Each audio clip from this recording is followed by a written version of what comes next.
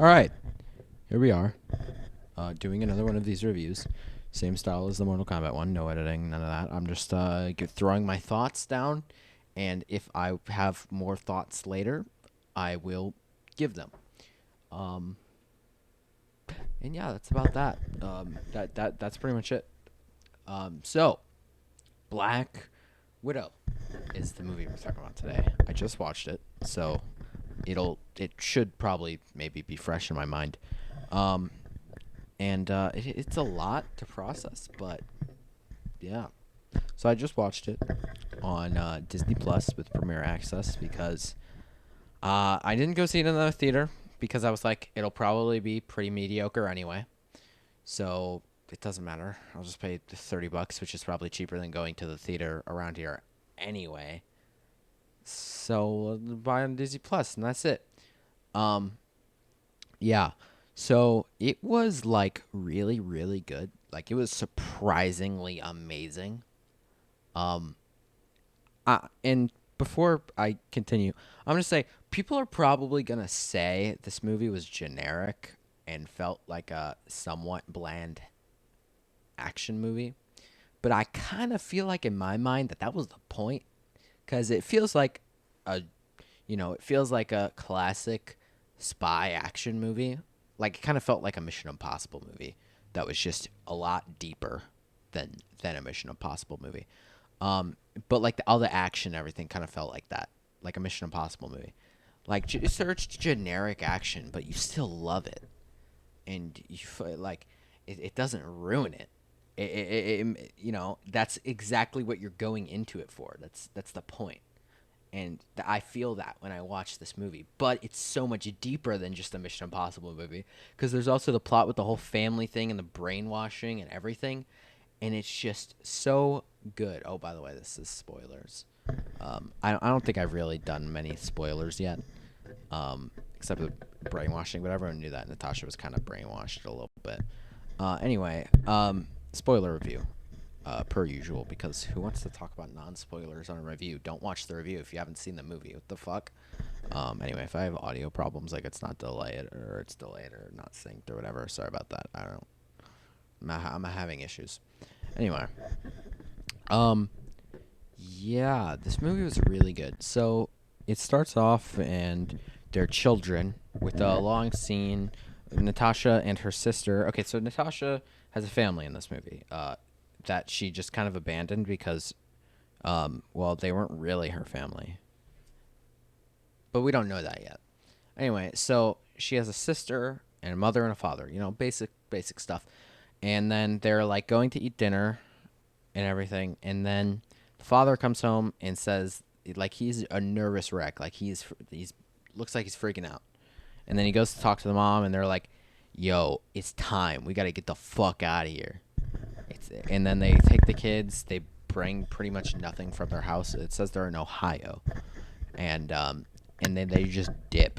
They go, and then they go. They drive on the road. They play the song that fucking the little sister likes on the radio, and then they go. They get to this place. They get to a place, and there's an airplane there that supposedly they know how to fly, which I guess they do. And they get in the plane. They start getting ready, and then the dad has to move something out of the way. But then when he starts to do that, then some trucks are coming, and then you've probably seen the movie. Why am I explaining this? I'm just trying to just the key points here, man. God, sorry, this is horrible. Um, so basically, they go, and it's Shield, which is like when you're watching it, nothing really makes sense, and I'm sure that's the point. But at the same time, you're trying to make sense of things, and it's making you think less of the movie because you're thinking like, oh, they're just retconning stuff, and Shield's gonna get her, and then she's gonna become Shield, and she's not. They're just retconning that she used to be a part of the Red Room and all that. No, they don't retcon any of that. That's what you're thinking in the moment, but no, or at least I was thinking in the moment, but no. So then they fly away somehow. It's like they barely make it. We see that the dad is like he has super strength because If you watch the trailer, you know that fucking David Harbour's character plays Red Guardian, Crimson Dynamo, whatever you want to call him. I thought he was Crimson Dynamo, but I guess he's Red Guardian now. Anyway, he plays Red Guardian. So you know he's like a super soldier or whatever the fuck, if you know who Red Guardian is or Crimson Dynamo is or whatever the fuck you want to call him. So yeah, then they get out of there and then they go to Cuba and then there's some Russian guys there. Russian guys in Cuba. Makes sense. You following? Anyway, there's some Russian guys there and the dad talks to him, blah, blah, blah. And it's still pretty confusing at this point, but then it starts to make more sense.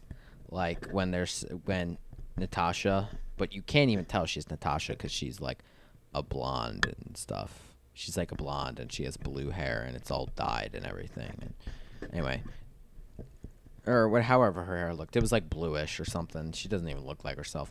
Anyway, and then the girl is like, freaking out. The little girl, the sister, she's ready to go or whatever. And then because Natasha, apparently Natasha was already in the program because Natasha's way older than Yelena.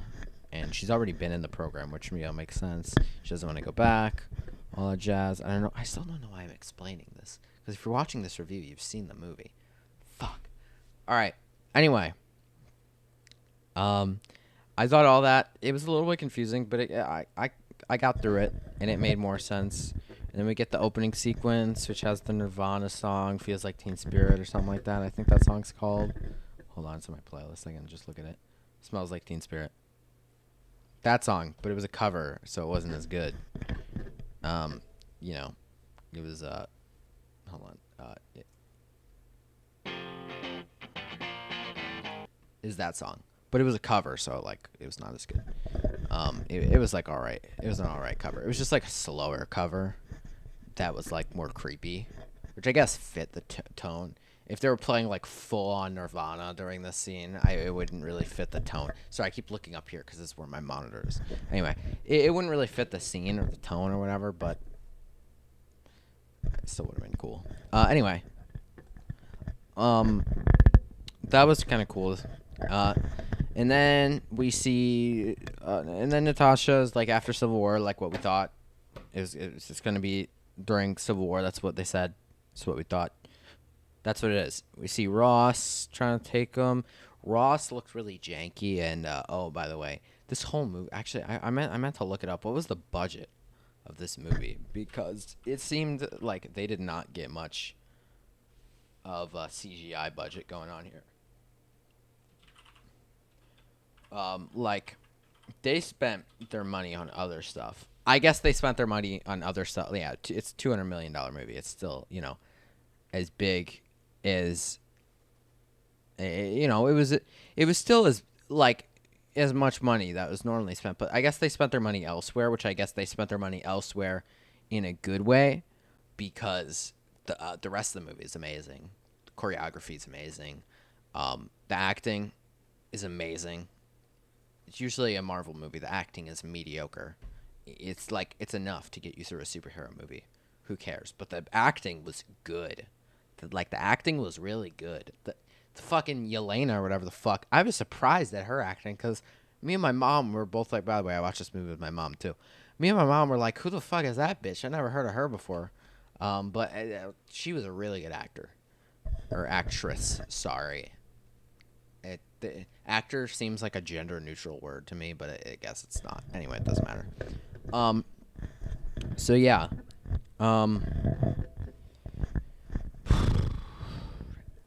Yeah. So the CGI didn't look great in this movie, but everything else was amazing, so it doesn't ruin it for me. But anyway, back to, Ross didn't look good. But anyway, Ross is like going after her, which makes sense. I don't know why he's not focusing on like going after Captain America primarily. Like, he should be trying to get Captain America before Black Widow, but I guess they just had a lead or something. I don't know. I don't know why he's in the field directly after her. But anyway, I kind of thought that we were going to see more of like Budapest in this movie, and we saw Budapest, but I meant like Budapest of her and Hawkeye, like back in Budapest, like what they kept talking about in the first Avengers movie. So I keep hitting my mic. What they kept talking about in the first Avengers movie, like I thought we were gonna see that, and that would have been cool. But we kind of just saw one scene, and Hawkeye was like M1 radio transmission, so he was there, and they probably paid him like $1 million for this movie, but he like wasn't in the movie, and also they used his face later in the end credit scene. By the way, I'm gonna talk about the end credit scene. So if you haven't seen it, if you forgot, because it's been that long since you've seen one of these movies that you forget about end credit scenes, because I certainly forgot about end credit scenes in the frickin' the TV shows. I didn't even think Loki would have an end credit scene or whatever, but it did. You gotta remember that. Go watch the end credit scene. Go look it up. It's probably on YouTube or some shit. Go look it up. It's really important. Like actually, it's really important. Anyway. So, yeah. So, fuck. What was I talking about? Oh yeah. So Ross going after her. Whatever. And then so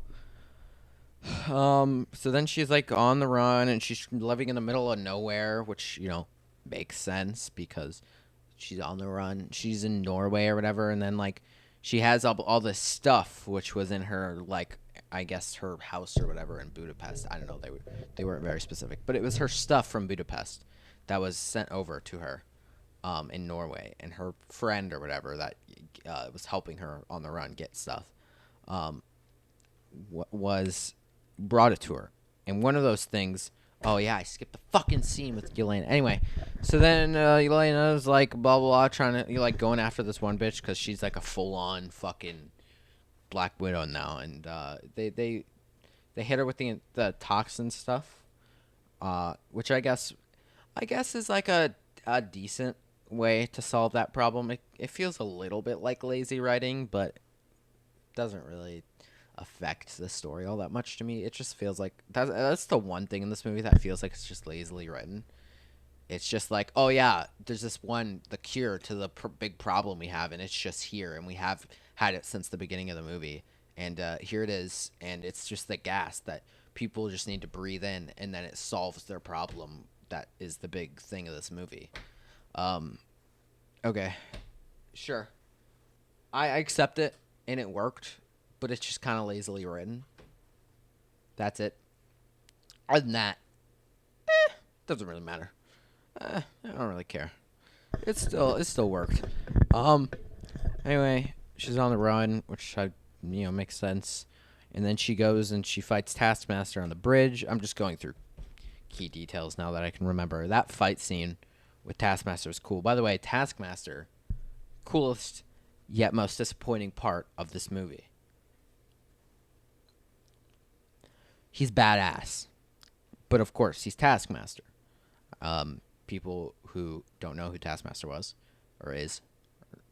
now, because I'm sure he's going to change in the comics and everything to fit how do I refer to Taskmaster as a he like he is in the comics, or do I refer to Taskmaster as a she like she is in the movie?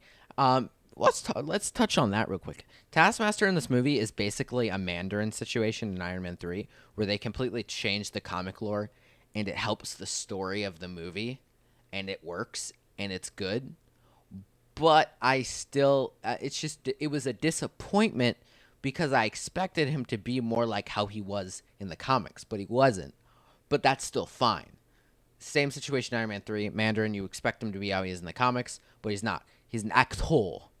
And, yeah, whatever. It worked for the story. It was good for the story. It's better than having the full-on Mandarin. And it's good to save his character for later in Shang-Chi, which comes out soon, which I cannot wait for that movie. I will review it, so get subscribed so you can see that review when it comes out. Anyway, so Taskmaster, slightly disappointing, but also, who cares? Anyway, there's a fight scene, and it's pretty badass, but the CGI was still janky on the fight. It was janky in the whole movie. Anyway, she escapes the fight with the thing, the MacGuffin thingy, cure, kinda. And, she escapes with it. She out of there. And then we get to, Budapest. She goes to Budapest and meets Yelena in that scene that was in the trailer. Which, That was a really good fight scene. That was very well choreographed. That fight scene between Natasha and Elena, very well choreographed. I loved it. Anyway, and then all the other widows come after them. So then they escape, and one of the widows dies or falls, and then she shoots herself because she's being controlled by the guy in the beginning of the movie that we saw talking to the dad, David Harbour. Arbor. Anyway, so then they go, they still have the stuff, and they're like, shit, we gotta go get dad or something. I don't know. A little bit foggy. That was 2 hours ago when I saw that. So I'm a little bit foggy. But anyway, they go to a prison. See David Harbour's character, David Harbour. And he's playing, Guardian, Red Guardian. We already met his character, but I meant like we see him present day, which is 2016, right after a civil war. And yeah, so he's like just kind of sitting there, just arm wrestling people because he's super strong, and he has super soldier serum. He's like delusional, like he thinks he fought Captain America. I'd be willing to bet that he fought the Winter Soldier, and he thinks he fought Captain America, but he didn't. He just fought the Winter Soldier. But that would still be cool. I'd be willing to bet that's what he thinks, because that's the only person who would be a match for him that he could assume is, Cap, that would be active during the time that he said he fought him. He said he fought him in the 80s, and Winter Soldier was very active in the 80s and 70s, like we saw in, fucking the Civil War, which just happened. They talk more about Winter Soldier later, which apparently in the beginning of the movie they stole data tapes about the Winter Soldier and how they brainwashed him and controlled his mind, and then the people improved upon it. I thought that was cool. That's a good way to tie in your universe and keep it. The Marvel movies just have a good track record of keeping the movies like written tightly together, and they're all cohesively connected. And this movie continues that trend, even though it's been 2 years. They're still doing that. Good job. Anyway, so um, then yeah, so that was cool. Um, anyway, so they escape with this big scene that was pretty tense and really cool. It had some cool fighting and stuff, and she did the thing. They make a joke about how she does the hair flip thing with her arm back. They make a joke about that. That's funny. That was actually really funny. Oh, by the way, I kind of skipped over it, but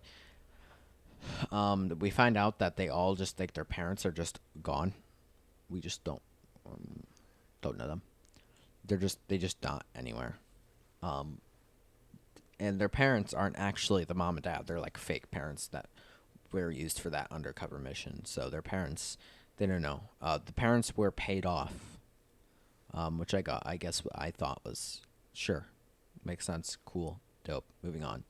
No need to linger on it. But then we find out that her mom was still coming after her. Okay, sure. We don't, and then she's dead, in an unmarked grave somewhere. We have no idea where she is or who she was, and we probably never will because Natasha's dead. So the only person who was looking for her is now dead. Then they do that, and then, sorry, I'm repeating what's happening in the movie so I can remember what I want to talk about. They escape, and then they get into this. They're talking, and they get into an argument sort of thing about how they can't have kids, and stuff like that, and it's kind of sad. And then the helicopter they're in kind of crashes because, they run out of fuel, and then they go to the place where the mom is, with her house, and by the way, am I going fast? Yeah, this movie is very fast paced. Not a bad thing, though. That is not a bad thing. Because if this movie was slow, I wouldn't like it nearly as much. Because the story is a little bit ropey. It's not. It's pretty good. It's pretty good. It's not why I like this movie, though. the fast pace helps the kind of okay story. Like the story's okay. It's good. It's good. It's not great. It's not like Winter Soldier great story, or like Infinity War great story. It's like it's all right. Anyway, um, so then they go house and they do their thing, at the house, and they're like get an argument about how like the family wasn't even real anyway, so why does anyone care about each other? And then Yelena gets upset because she loved the family and it was real to her. So that was sad. She did some good acting there, and then David Arbor talks to her, and they have a good scene together. And then there's a good scene between Natasha and her supposed fake mother. And that's a good scene. And then she's like, "I'm sorry, but I already called the Red Room. They'll be here any minute." And then they get there, and then they like trank everybody, and then dun dun dun, the mother is evil. She knocked out Widow, and everyone's knocked out. And then they take them, and then they wake up, and they're like in the floating thing in the sky. They're in Cloud City. So then they're there, and then the mom goes to, while everyone else is in a jail cell, the mom goes to talk to the guy in charge, which is like, I completely forgot his name. He's forgettable. And then she goes to talk to him, and then turns out, boom, it's Black Widow or Natasha the whole time. Dun, dun, dun. They did the Mission Impossible thing. It's kind of cool, actually. And then they escaped from the cells because the mom's down in the cells, and she designed the cells, so she knows how to get out of them. And then Yelena is about to go into brain surgery, which, okay. I thought they were actually gonna have brain surgery, and it was gonna be some crazy shit. But I guess film theory is just leading me on at this point. He's bullshitting me. He's coming up with some crazy ass cuckoo fucking theories, bro. He's like the meme of the guy. I'm gonna stop watching film theory. Holy shit. Um, he was really wrong. Anyway, um, so yeah, and I usually take film theories like seriously, because he's right sometimes. Like sometimes he's dead on point. So like when I go into a movie that I've already seen a theory about his on, that's like predicting the plot. I kind of go into it being like, this is the plot of the movie. Here's the movie. Watching it. And then when he's wrong, like in Star Wars, then it's like, oh well. And then this time it kind of threw me for a loop. But I think it was unpredictable to me. It made the movie somewhat more enjoyable.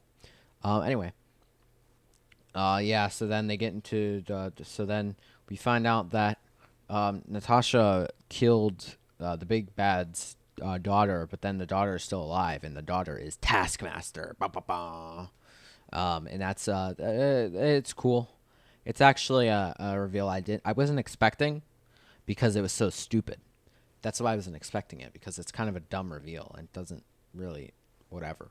But anyway, then it gives Natasha a goal, which is to save Taskmaster. Anyway, then basically fast forward, and the mom kind of blew up one of the turbines, and now the whole thing's falling from the sky. Bespin is falling from the sky. And then